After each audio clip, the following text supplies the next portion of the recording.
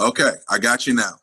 Okay, so, there you guys, go. apologize. We're having some technical difficulties, but now we're trying to get the video of Dr. Muller up, but we see his picture and his background, so we can go ahead and get started. What I'd like to do is just offer a brief disclaimer before we get started today. And that disclaimer really is that this is a webinar for information purposes only. This is not information that applies to anything specifically to you or guarantees any type of, security on our end. So please take this as information. If you have any technical specific questions as it relates to your situation, please reach out to a professional that will give you that advice. So without, I'll give you a couple of housekeeping things. So if you click down at the bottom, those who may not be familiar with Zoom, what you'll see at the bottom is a question and answer icon, as well as a chat box icon.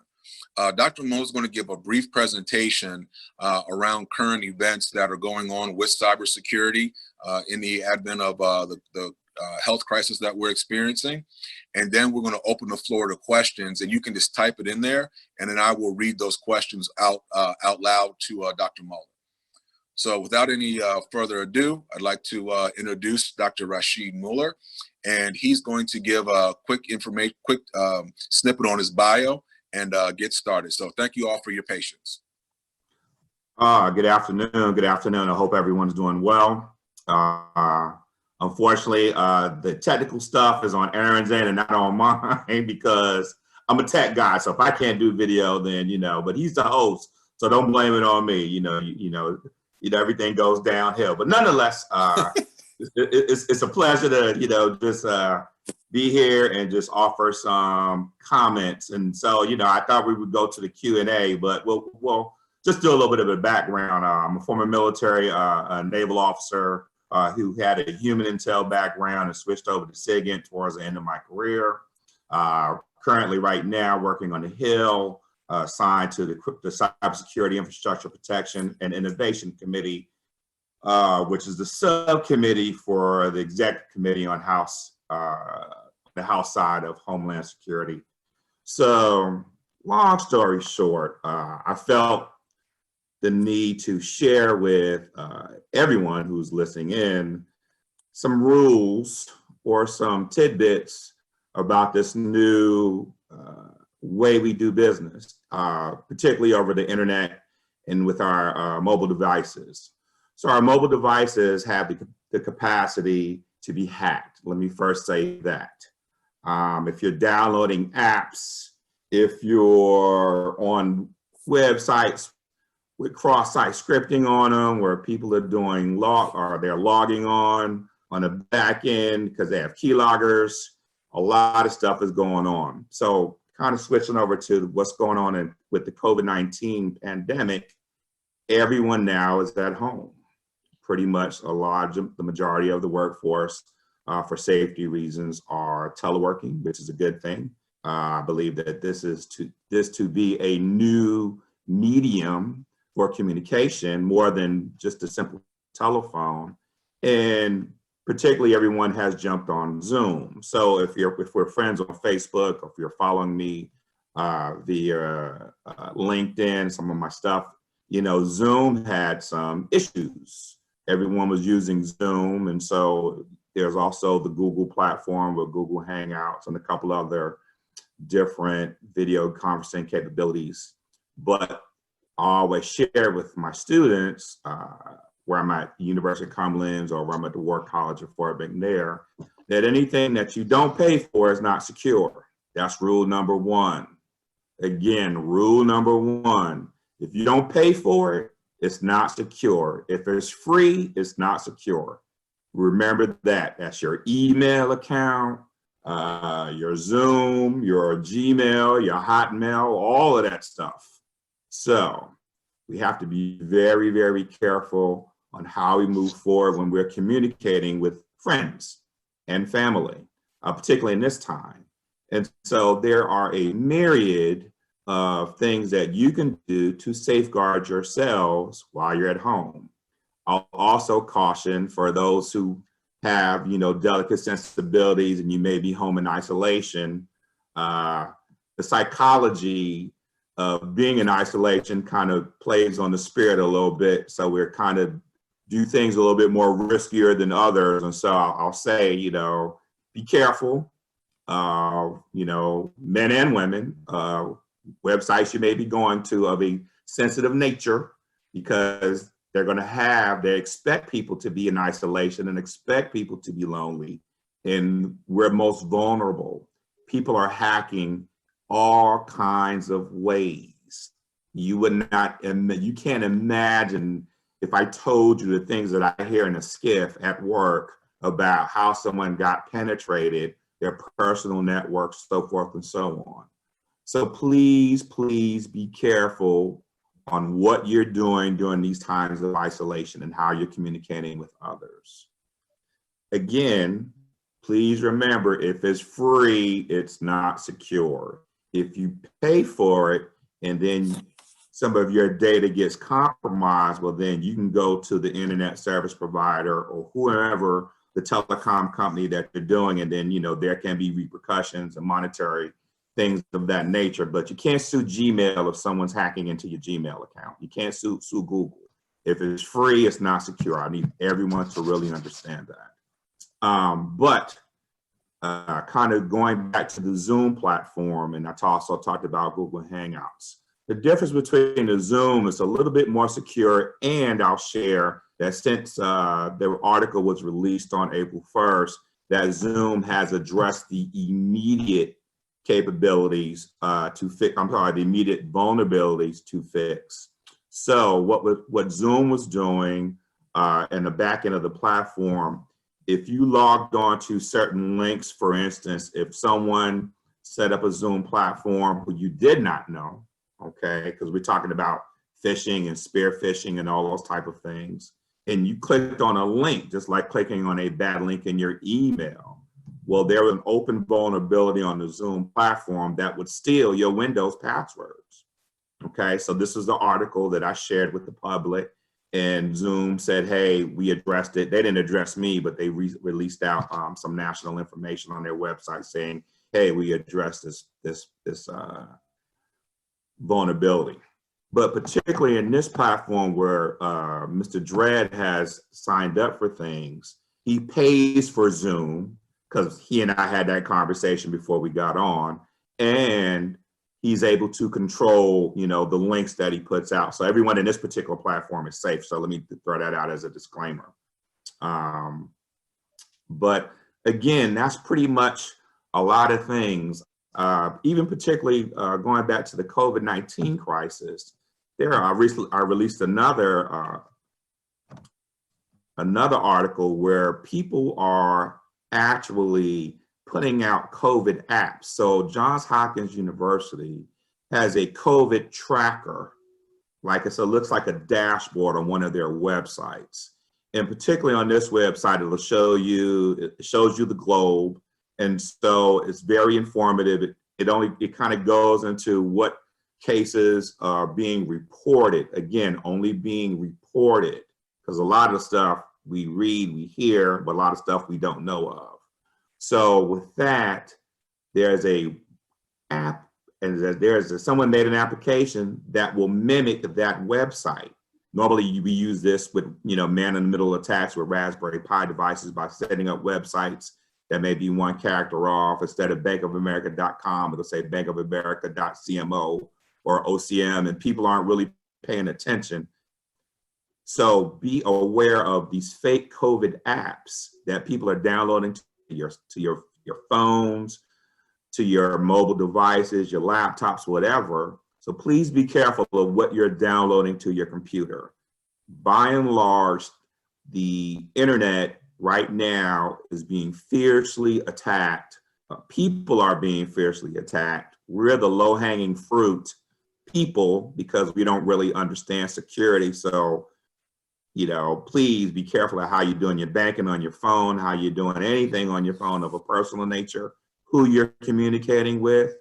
Don't open up any apps or any tech. You're getting spoofed text messages, don't open them. If you don't know who the person is, delete it. You know what I mean? And if you can't pick up the phone and call that person back, and it gets, you know, most of these, I won't say crank calls, but they're the advertising calls that I get.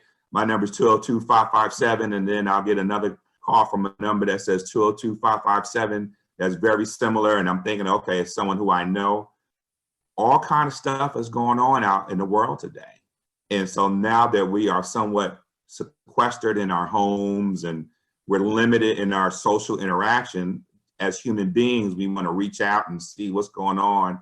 And again, we're feeling a little risky, right? We're home, our personal space is not being complicated, but our privacy and our information may be.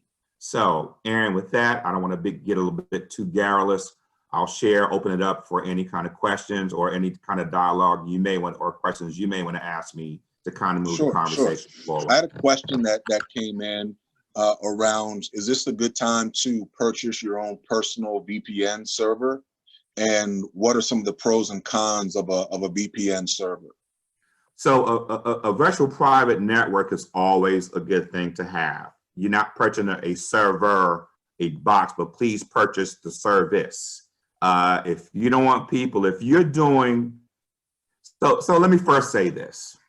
If you are doing things that you're not supposed to be doing, then yes, get a VPN, and I cause no judgment. I have VPNs because I have clearances.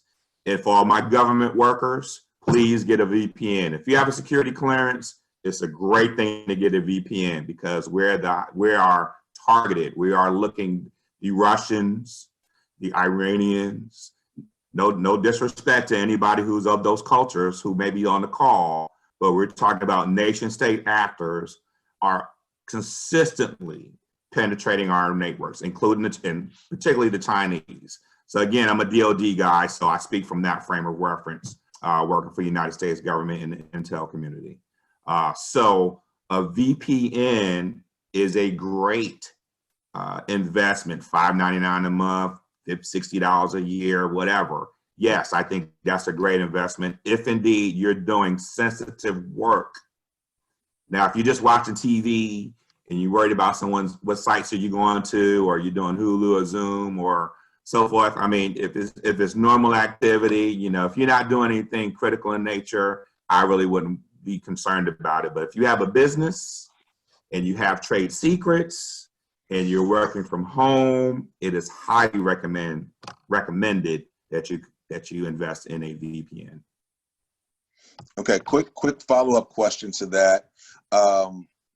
Can you give a quick definition of really what a VPN is and how that actually does protect you? So a virtual private network is what the majority of us government people are doing right now. What it does is it encrypts a traffic as it goes through the tunnel.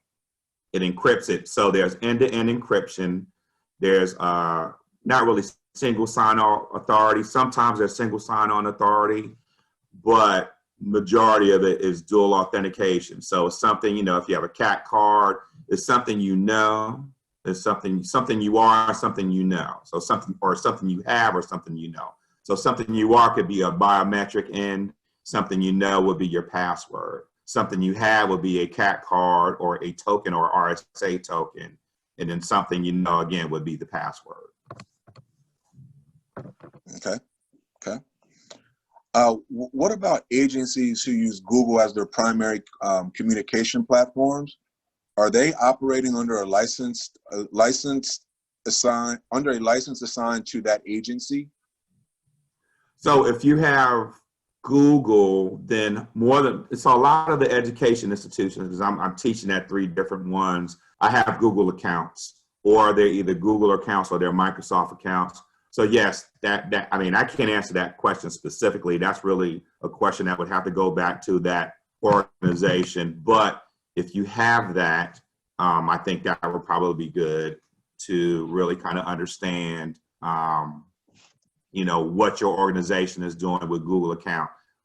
9 times out of 10, my Google, I can go to my University of Cumberland or my University of Maryland global campus account. I log in through a Google platform, but that's because the university has set up agreements with Google. So I can't speak specifically to that particular question with respect to organizations because I just have no knowledge of. Okay, thank you for that. How do we know, another question came in around Zoom, and you briefly addressed it, but how do we know that if we're attending a Zoom session, if it is a secure session or not?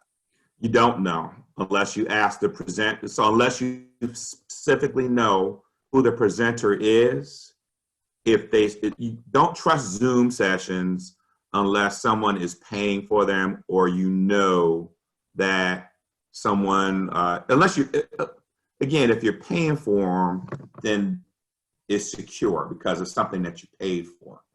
If it's a friend and your crew and you're doing your social happy hour on there, those are okay because you're really not discussing a whole bunch of stuff. However, as you see my picture, I don't know what Aaron did, but I can't get my face to roll up because I am sitting in an isolated space. But if you can just show your picture, or you don't want to know what your people want to know what your picture looks like or who you are, you have the ability for them not to show your face or kind of understanding your space or your surroundings, whatever you may be projecting. So don't click on it. If you get a Zoom invite from someone who you don't know, then don't click on it. If you know it's a group and a group of your friends saying, hey, we're going to jump on Zoom to do a social happy hour, take some shots, I mean, that's okay. But I wouldn't do anything too risky on clicking on any other links except for understanding where it came from as a trusted source. Okay. I got a note on here that says April 4th, they're securing all Zoom accounts and requiring passwords for all meetings. Also, the owner must set your attendee controls. There you go. Yeah, I know again, they said they fixed them because, see, Zoom had a lot of business with the federal government and federal spaces. So when this came out, they immediately had to address it. So they addressed the vulnerability, and then people have been giving guidance. I know my faculty chair was giving guidance because I interact with my students via Zoom. So, you know, they gave some specific diagnoses for how to create Zoom accounts and how to lock them down and secure them. Okay. What would be some visual cues around being able to see if you've been hacked? Visual cues. So the first thing is if you turn on your phone and it's taking longer to compute than it normally does, and that also goes with your iPad, your iPhone, your Android device, also your laptop. If it's taking longer than it normally does, then that's sign one. Also, make sure that you have virus software on your Microsoft. If you're using MS Windows, whether it be the iPhone or the Apple platform. I know that Apple has. I'm a regular Dell, Backbone, IBM PC kind of guy, but I don't really mess with the Apple products too much because I can't pull a power source to take them out. So, you know, certain entities in the government always can listen when they need to listen. So if I can't remove the power source, then sometimes I always assume that it's still on. But that's just me. But securing your stuff via virus software is always a good thing. They have virus software for your phones, believe it or not. If you're doing a lot of business, again, personal stuff, okay. But if you're doing business and you're talking trade secrets, then lock it down. Give virus software. You should have virus software on all your laptops, desktops, and everything. Your phones, look at the price of phones nowadays. People are paying $600 for the new iPhone, new model, or $500 for a new. They are computers. So you should have a virus software for your cell phone as well, especially if you're running programs and these apps are taking you to websites and you're doing a lot of business on your phone. Please get virus software. But if you suspect any kind of bugs or run the virus software, it should be up to date. I know that Microsoft Windows offers Windows Defender for free because it runs seamlessly with the platform.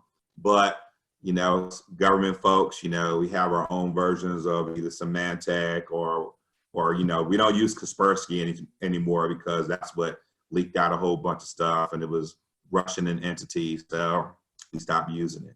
But always check if your device, primarily if your device is running significantly slower than normal and you know it, then get the virus software, check your phone, check any mobile device if you're doing heavy computing on it. Okay. Couple questions came up around the VPN in terms of service providers that are out there, any ones that are reputable, any ones that you may personally recommend? There's so many out there, but the best thing to do, I mean, any that I would recommend, no, because I just kind of use the government stuff. I'm not a VPN guru, so I'm not going to make any recommendations. I would just say simply Google the company's top 10 VPN services on Google, and you can kind of make, they'll offer all the backbone criticalities of what this VPN does, what it will block, so forth and so on. Me, you know, I'm a Navy guy, so, you know, we're the Tor router, so we're the onion router, so we can never be tracked. You know, no one knows exactly where my signals are coming from because they're bouncing around all around the world. So, you know, that's a Navy thing. But I would recommend that people just really kind of, and it's a great time to do your research, right? You're sitting at home, do your research, go on Google, go to VPN services, and, you know, PC World, PC Magazine will rate all of them accordingly. Okay, okay. This one, I'm a little bit more comfortable in the medical space, so my pronunciation on some of these may be a little tricky, so bear with me.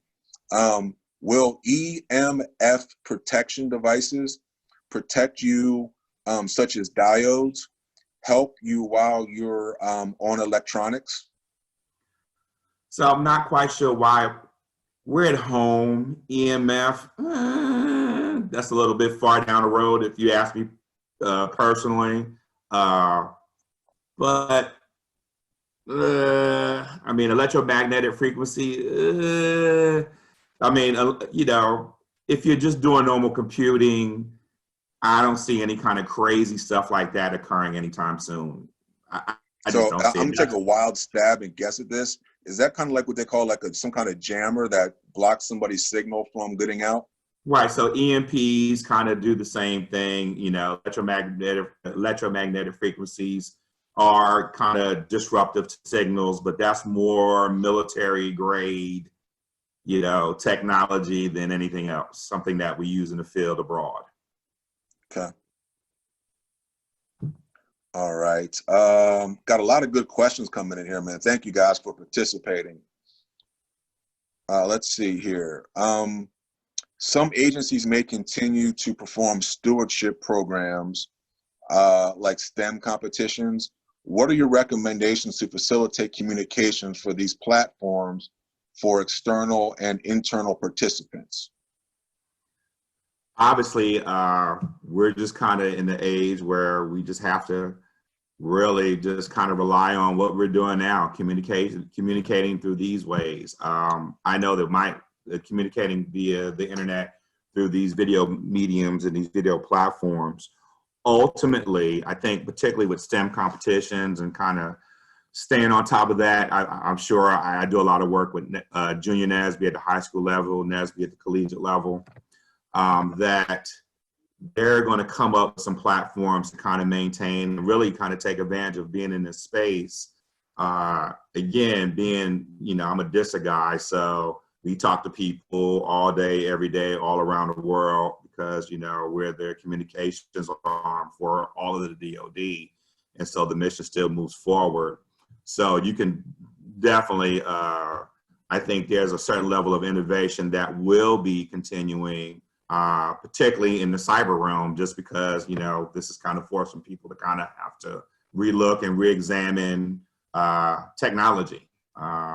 Just the growth of cybersecurity over the last 10 years has been amazing. And the reason it's grown so far and so wide is because everybody has access to mobile devices, and we are the people that need to be secured, just like we have police officers and other first responders that meet our needs. Now this is more personal because everyone's on the cell phone, everyone's on the computer. So everyone's banking, everyone's checking their computer. So I think kind of reeling back to the question that STEM organizations, STEM competitions, they're going to look at, okay, wow, we need to start really focusing on the cyber threat, just dealing with the COVID-19 response and kind of relating it to the government. The Sunday, I want to say March 15th, the day before everybody went to telework, all the servers were being jammed because the VPNs weren't necessarily built to capacity. So yours truly had to go to work. I looked forward to teleworking that day, but I didn't go in. I went to the base. So the whole space, the whole realm, how we're living is changing and evolving. And just a quick message to parents: you got kids in school, they need to start majoring in cybersecurity. As we know, I think this is going to be the new normal for teleworking and how people are getting compromised or how people are making money, because we no longer live in an agrarian society where our great grandfathers and grandmothers of African American descent were picking fields. Now we're getting paid to pass on information. So no one's coming home with sore backs. We're no longer that agrarian society. We got to grow, we got to evolve. And so they pay me for what I know, not necessarily for what I do. I'm not coming home with any broken back. So I think to kind of round out and finish up the NSBE, the STEM competitions and the STEM organizations really need to look at how we are, we got robotics, we got all those other things, but now you see the growth of cybersecurity in particular. Okay. We got a piece of information. Sounds like somebody on here knows a little bit about what we're talking about too, but I'll just pass on their recommendation to you. And if you have any comments on it, great. If not, we'll take it as information. They talk about a company called WebRoot, offers a package deal that includes a VPN, antivirus, and cloud storage. So again, I tell everybody, I think it's great information, but always verify. Raschid is not a professional. I simply work in the space.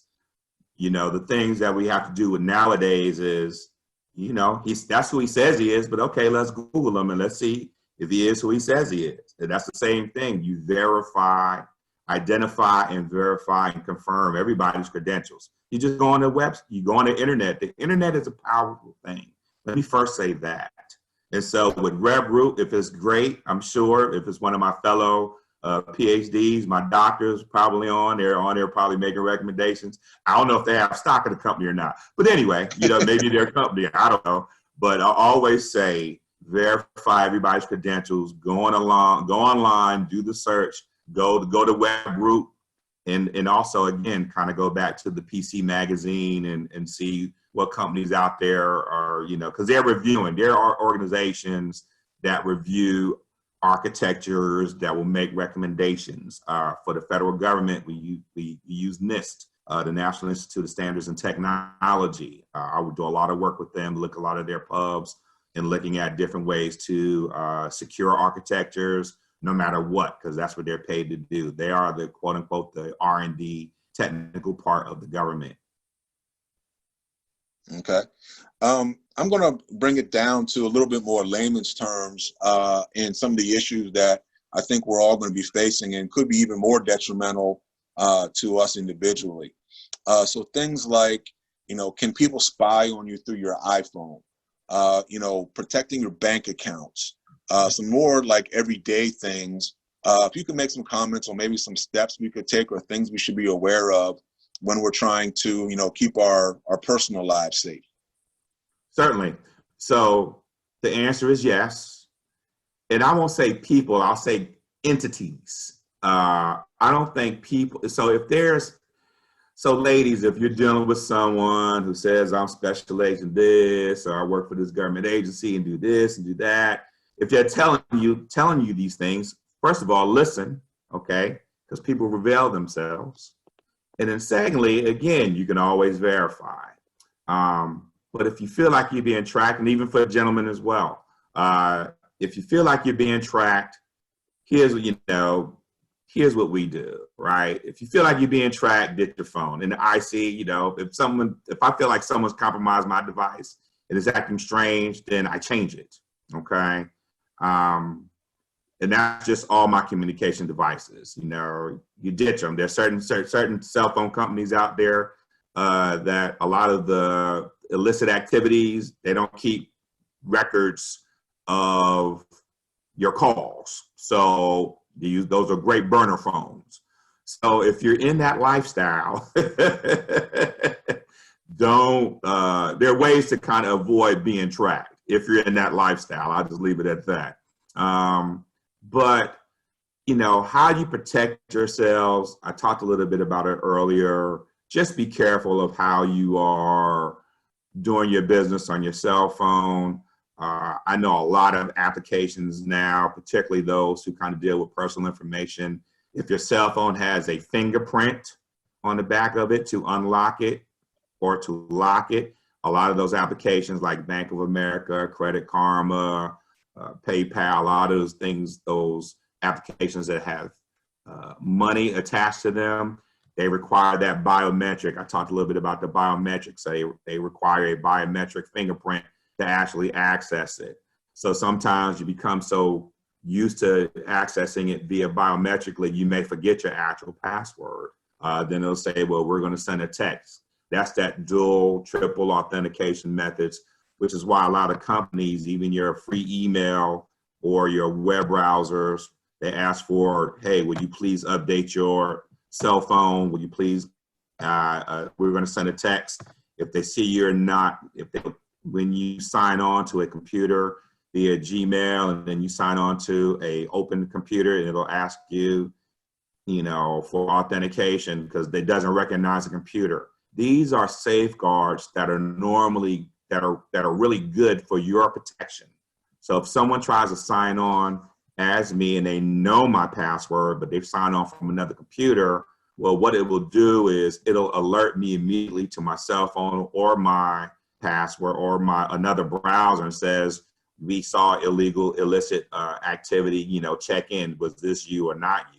So then what it'll do is it'll block from that IP address or even block whatever MAC address is on that computer that's trying to access my data.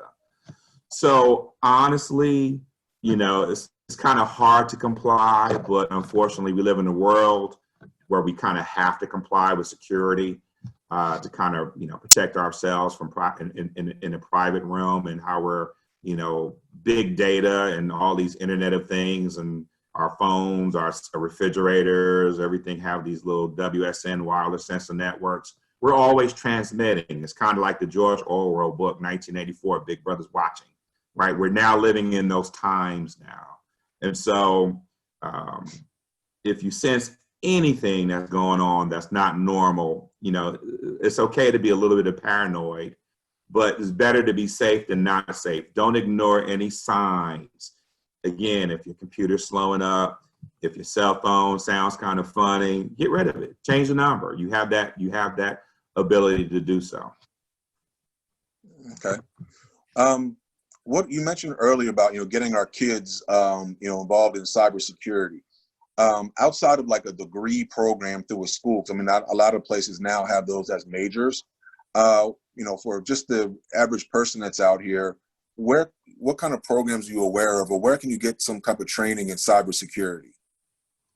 So cybersecurity really is old school information assurance, where we're just kind of ensuring that the data is secure, that it's credible. But why cybersecurity has grown so big is because I simply mentioned everybody has access to these mobile computing devices, our cell phones, our iPads.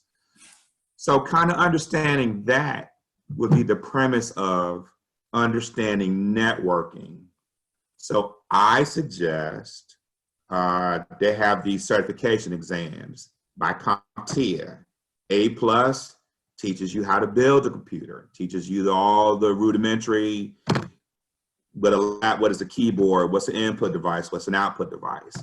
and then talks about drives. And then you have Network Plus. It kind of teaches you how the network that take their peripherals and network them together. And then Security Plus teaches you how to secure it.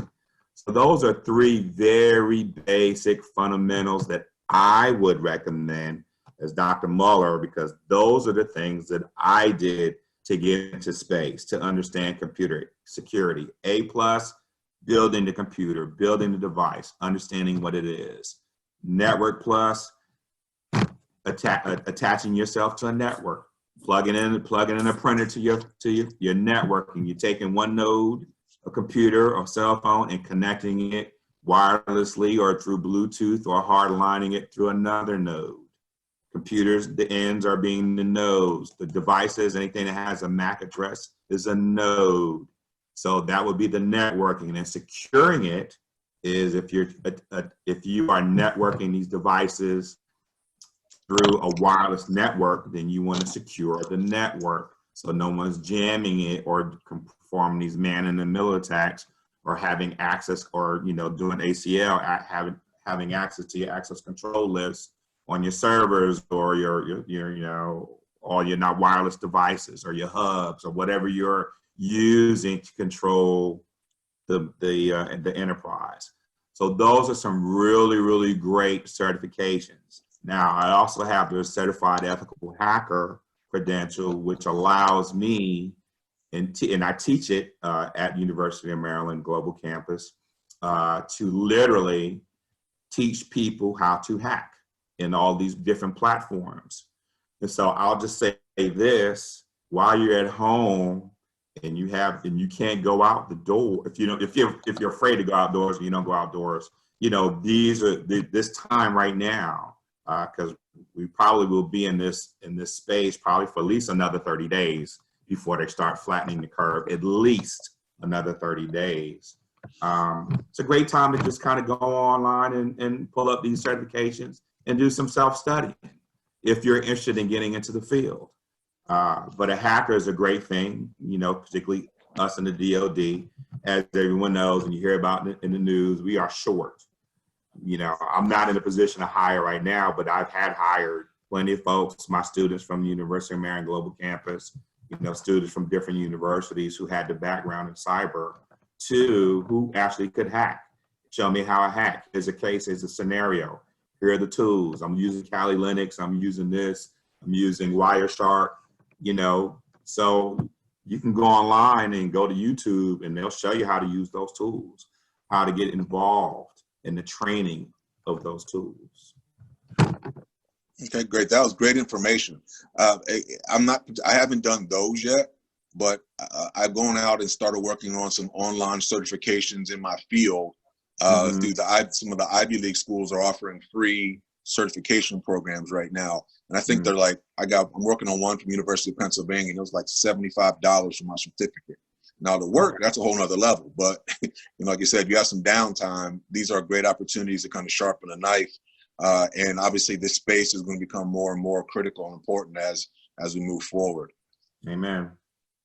This is a little bit more technical one for me, at least. Maybe this is an easy one for you, but put your thinking hat on for this one.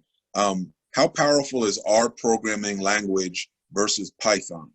Also, the diodes are signal attenuators using low or high band filtering of signals for the batteries.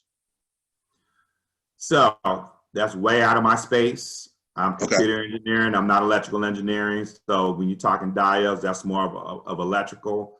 It does kind of fade into the network space. However, that's more gate, non-gate, properties and activities. And so that's really not my background. So I can't answer that question intelligently, nor would I try to. Okay, fair answer. So I guess kind of going back to everyday life, if you had to give some workarounds or some things that what things are in our personal lives are really vulnerable. You kind of talked about bank accounts. What about things that may be happening at the retail space with your credit cards or your PIN numbers or anything like that? Do you have any insight into that? So the answer is yes. My insight is a couple of things, okay? So for your physical space, you're gonna be doing a lot of work on your computer. So I'm gonna go very granular and say, hey, be careful of how much time you're spending on a computer. And then if you have screens, get your screen blockers, because your eyes, so I know my eyes got, when I was writing my dissertation, I was always glued to a computer screen. So my eyes began to deteriorate because they were just glued to my screen maybe 5 to 6 hours a day on a daily basis outside of work on just looking at the screen. So the muscles in my eyes began to weaken. So now I wear contacts. And so with that, you have glare protection screens. If you're looking at computer screens, do this, do that. Also, just don't get stuck on your computer. You know what I mean? Get out, move around a little bit, try to exercise, because people can get on the computer and just do a whole bunch of stuff and get stuck. But then you also want to look at your posture, where you make sure you're comfortable when you're on your device.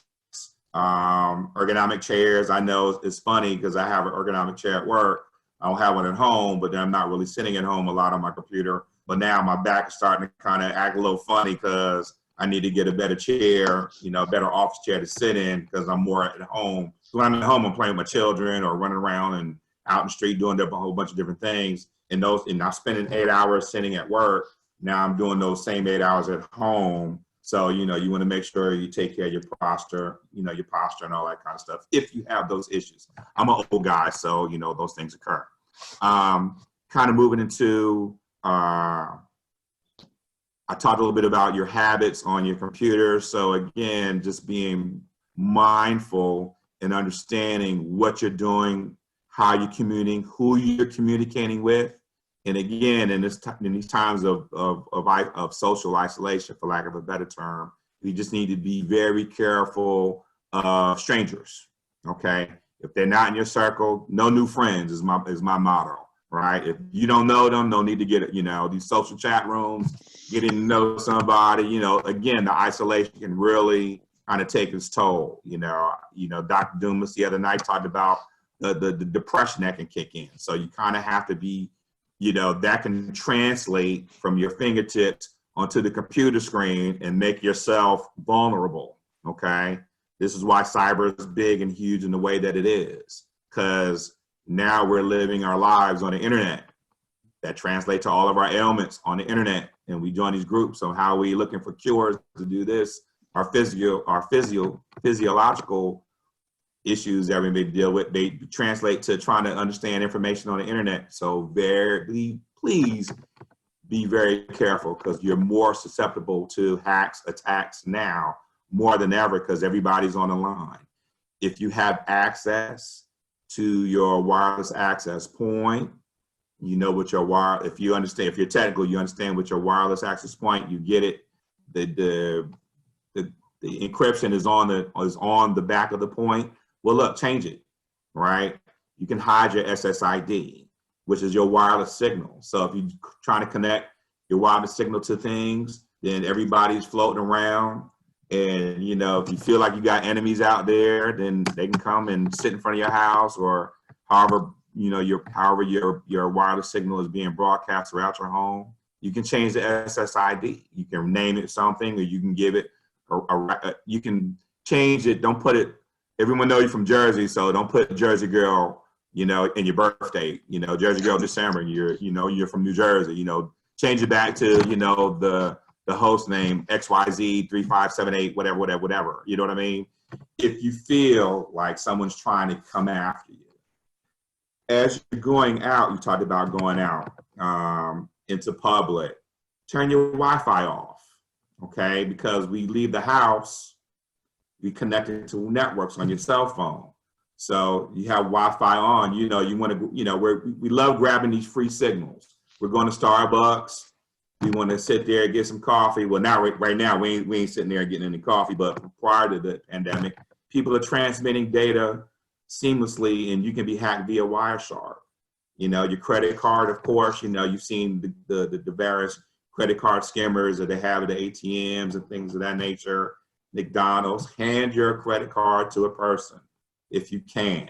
You know what I mean? Or actually read them the number. That's all they do. That you got your 3-digit security ID on the back. You can read them the number.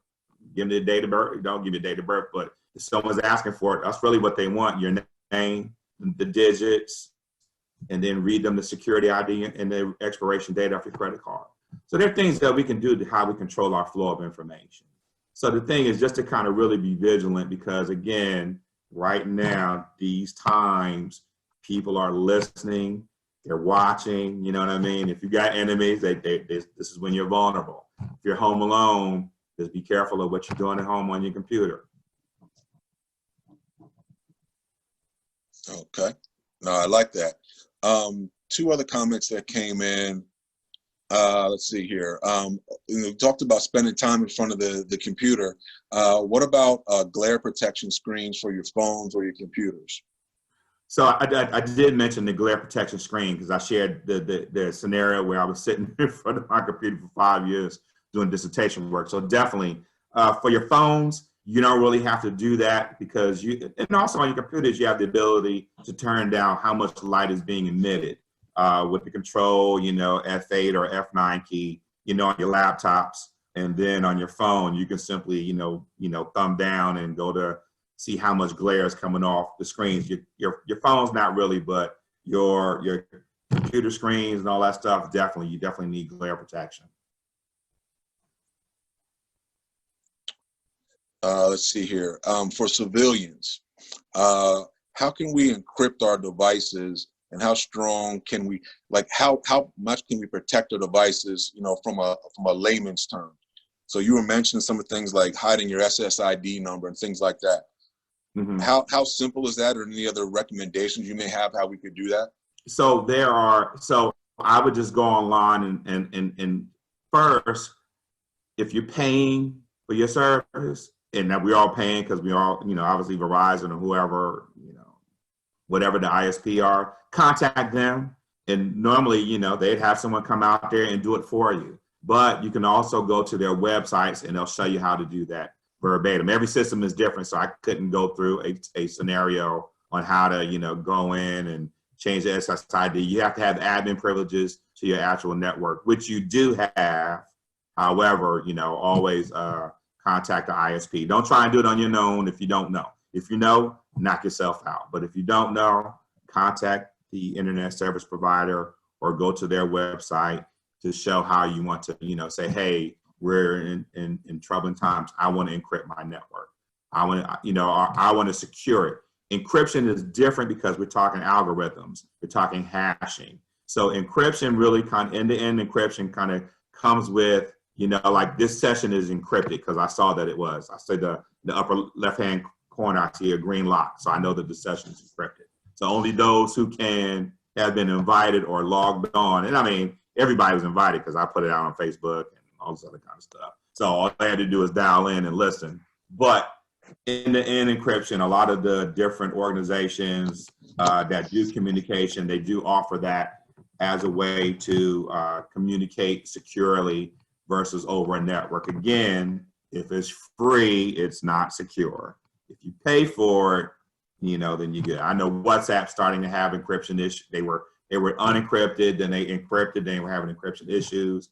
So it was just kind of, you have to do some other things. It's like a SYNAC response. You know what I mean? I have to have the key to know who it is to allow the person to call. Same way of just doing regular communications. I'm not going to answer the phone if I don't know who it is, although they have my number. They have access to me, but if I don't know what it is, I'm not going to answer it. I'm not going to acknowledge it. So. Sure. I think I've exhausted the questions that we have, so I'll throw one last line in the water then. If any other questions come in, I did get one that just came in. Can civilians get 1910 fills to go secure on their cell phones? I'm sorry, I'm not familiar with what a 1910 fill is. Ask that person what's a 19 fill. And when they say civilians, I don't, civilian, everybody's a civilian. So I need a person to kind of go a little deeper with a civilian is. And a 1910, I'm not quite sure is what I'm familiar with that, a 1910. Okay, they heard your question. I'll wait a second for a response. Okay. If there are any other questions out there, please shoot them now. I'll give you a minute or two here to fill those in, and otherwise we're going to go ahead and wrap up. I'm sitting taking notes, so I'm certain you guys see me on the camera. My head keeps going down because I'm taking notes. This was helpful. Some of the stuff definitely was over my head, but that's okay. It was more for, you know, the general public to get things answered. But I was able to get some useful things to keep my personal life. You know, I don't have a whole ton of business. Now, my wife operates a business, so some of the stuff would apply to her, and her and I are going to work on that. So this has been really informative for me personally. I got a little bit of clarification. I said, better than that question, can you go secure on your cell phone? Yes, you can go secure on your cell phone. And Okay, going secure, so going secure would be spending a lot of money to ensuring that so really going secure on your cell phone really kind of goes to the motherboard and having a different program going throughout the air, not being carried over various microwaves. And so there are certain signals that I have a secure cell phone just because of what I do and who I work for. So yes, you can do it, but it's very expensive. But there is definitely a market for buying secure cell phones and making sure that if you're having those conversations, the technology exists and it's expensive. So, and just out of curiosity, when you say expensive, you're talking $500? You're talking about $10,000? I have no perspective on that. So I'd say they roughly run probably one, there would have to be a need to have a secure line, you know, and so when we're talking secure line, we're talking really a level of clearance that you may have and who you're accessing. Everyone has a cell phone, right? Everyone has a number. The president has a cell phone number, but his line is secure. So we're talking about high value targets and people who need to have encrypted conversations that cannot be hacked, that cannot be traced, and they are using and they're communicating on a different, you know, we'll say radio, satellite link, you know, it's encrypted so no one can hack it. It's a different band altogether. Those do exist. Okay. Yeah. And the price, I know in the government, they run probably around $4,000 to $5,000 on the government side, but then we're getting them mass produced for people who actually have a need for them. So, you know, civilians on the non-DoD side or non-civilian side, I don't know how much those things cost. I have no idea. Got you. All right. That's kind of settles all the questions that I had that came in. Before we wrap up, any last comments you had for the group, Dr. Muller? Sure. I think that now is, you know, this is the new normal. And I'm afraid to say that, but I have to. I think that now is a time where people really need to be vigilant on how they're communicating on their devices. And that was the whole premise really for me to deliver that message over this via this venue. The issues that we're dealing with that people are finding are tap cell phones, key loggers on accounts. You know, please be vigilant about how you're doing your banking on your telephone and on your mobile devices, because that alone, you know, I mean, the criminal element is out there. They're always out there, and now they're at the highest peak of trying, because everybody's on the cell phone, everybody's talking, and that element, the bad actors are looking to penetrate people. For my friends out there who have high profile jobs, please be careful. Your families, watch over them, make sure they are not communicating on your personal work devices. They're not accessing your cell phones. You see all these different school districts giving out laptops for children, because sometimes we let our children play on our work laptops as we're sitting at the breakfast table together, and just as simple as that, a device can be penetrated. They click on the wrong website They open up a bad email and it ain't you, and you still got your CAT card in your machine, and you walk away from it, and you're at home, and it's your family. None of my family is going to complicate or compromise me. Well, listen, it can happen by accident. I've seen it happen. We've had spillages at DISA that have occurred just that way. So again, you just really have to be vigilant. Don't be afraid. Be vigilant. Again, remember, if it's free, it's not secure. And that would be my final message. Perfect. Well, with that comment, I'm going to end the conference, but I wanted to thank you, Dr. Muller, for coming on and sharing your expertise. And I'd like to thank the group for your active participation, and a lot of good questions that we got from the group that led the discussion. One last thing just came in here. I just want to double check and make sure it's got it. Yeah. Okay, we're good. All right. Thank you guys very much. I will have in the Facebook invite that I sent out, which I'm assuming most of you jumped on from, I'm going to put a copy of this in there in a couple hours.